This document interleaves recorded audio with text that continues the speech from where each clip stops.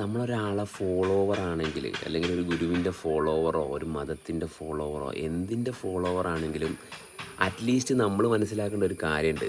എനിക്ക് എന്ത് അനുഭവമാണ് വേണ്ടത്? എനിക്ക് സ്വസ്ഥമായിട്ടിരിക്കലാണോ എൻ്റെ ആവശ്യം? രോഗമില്ലാതിരിക്കലാണോ? അതോ ഇടയ്ക്ക് പ്രശ്നങ്ങളുണ്ടായി ഇടയ്ക്ക് പ്രശ്നമില്ലാതെ? ഇങ്ങനെയുള്ള ഓരോ കാര്യങ്ങളിലും വ്യക്തത നമുക്ക് വേണം. മനസ്സിലായോ? അതായത് നിരന്തരം നമുക്ക് അനുഭവിക്കേണ്ടത് എന്താണ് എന്നുള്ളതിൻ്റെ ഒരു ക്ലാരിറ്റി നമുക്ക് വേണം. അല്ലെങ്കിൽ എന്താ സംഭവിക്കുക വെച്ചാൽ ഒന്നും അറിയാത്തവൻ പരീക്ഷയ്ക്ക് കോപ്പി അടിക്കണ പോലെയാണ്. കാരണം കോപ്പി അടിക്കണമെങ്കിൽ മിനിമം ഒരു യോഗ്യത വേണം. ഒരു ഉത്തരം എങ്ങനെയായിരിക്കും, ഏത് ചോദ്യത്തിന് ഏത് ഉത്തരമാണ് എന്നുള്ളൊരു ഭാഗം വേണം.